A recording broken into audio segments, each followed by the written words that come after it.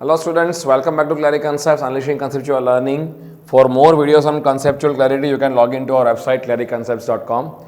So today in this lecture, we are going to talk about velocity potential function. Again, which is one of the very complex topic and students generally face difficulty in understanding this very clearly. So let us look at this particular topic. So let us say I have a fluid flow flowing in three-dimensional space and the flow is irrotational in nature. That means there is no rotationality involved in this flow. Now in this case, let us say I have the Cartesian coordinate system x and y to represent the flow, and in this flow if I mark several points, let's say at point A I have velocity of particle that is VA, and the component of this will be UA and VA, for example, the component along x and y.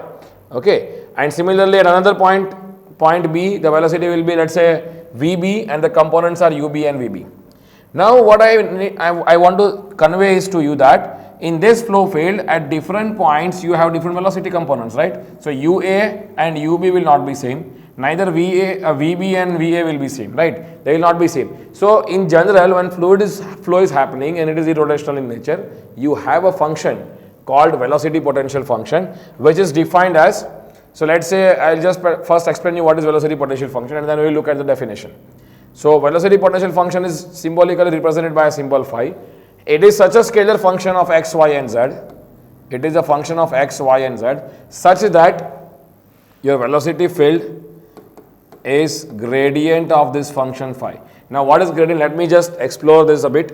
V is your ui plus vj plus wk, isn't it? Where u is velocity in x, v is velocity in y, w is velocity in z, right? This is equals to, what is this? This is nothing but del phi by